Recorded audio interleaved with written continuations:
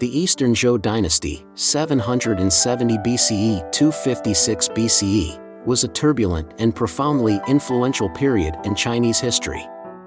Lasting over 500 years and divided into two major eras, the Spring and Autumn period and the Warring States period.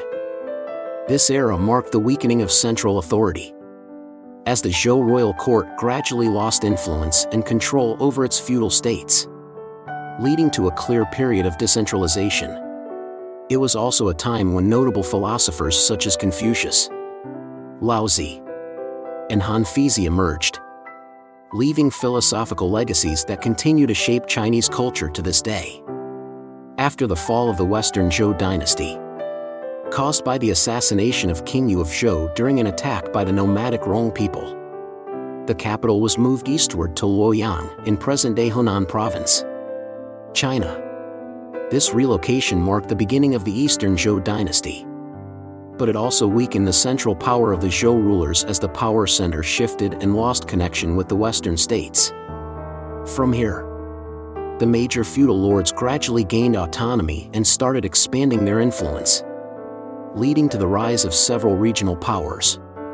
The Zhou kings gradually became more symbolic, while the local lords expanded their powers and territories independently, creating a period filled with rivalry and disputes. The Spring and Autumn period, 770 BCE – 476 BCE, was the initial phase of the Eastern Zhou Dynasty, marked by the rise of powerful states and their ensuing conflicts. Strong states such as Qi, Qin, Chu, and Jin emerged, while the influence of the Zhou royal family continued to decline.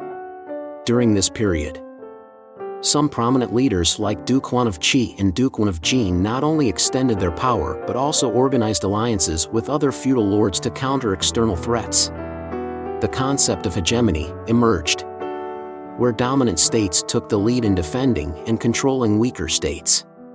Duke Huan of Qi, for example, is celebrated for his hegemonic role in building alliances and protecting the Zhou dynasty from northern tribal invasions.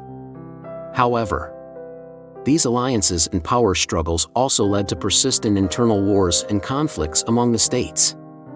After the Spring and Autumn period, the Warring States period, 475 BCE – 221 BCE, began, with intensified conflicts and continuous warfare among the major states vying for supremacy. The seven warring states, Qin, Qi, Yan, Chu, Zhao, Wei, and Han, frequently engaged in battles and formed alliances, only to betray one another. Notably, during this period, the state of Qin gradually rose to become a formidable military power through strategic reforms and militarization. Eventually, Qin Shi Huang unified China, ending the Warring States period and ushering in the Qin dynasty in 221 BCE. The Warring States period is regarded as one of the most intense and chaotic times in Chinese history, as each state sought to expand its territory and consolidate its power.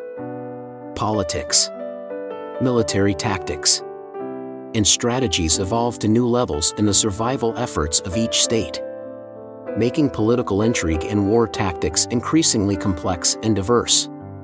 One remarkable feature of the Eastern Zhou dynasty was the flourishing of philosophy and intellectual thought in the context of decentralization, as the Zhou house no longer had enough strength to control the feudal lords. Major schools of thought such as Confucianism, Daoism, and Legalism emerged and competed for influence. Confucius, one of the most famous thinkers of the period, founded Confucianism, a philosophy that emphasized ethics, benevolence, and social harmony. His doctrine of Ren and Li sought to build an orderly society by upholding human relationships and moral codes. Meanwhile, Laozi, the founder of Daoism, advocated harmony with nature and detachment from worldly ambitions, believing that simplicity and alignment with nature lead to happiness and peace. In contrast, legalism, represented by Han Feizi, promoted the use of strict laws and rigid control to manage society, emphasizing the importance of discipline and punishment to maintain order. Finally, the Eastern Zhou Dynasty came to an end when King Nan of Zhou was defeated by the state of Qin in 256 BCE. From then on, Qin, under the leadership of Qin Shi Huang, continued expanding its territory and consolidating its power, eventually defeating the remaining states and unifying China in 221 BCE. This pivotal event marked a transition from a decentralized, warfare-filled era to a unified and centralized one, opening the way to the Qin dynasty, known for significant administrative reforms and infrastructure building. Although the Eastern Zhou dynasty was filled with conflicts and rivalries, it left a profound cultural and intellectual legacy, forming the philosophical and social foundations of China for thousands of years.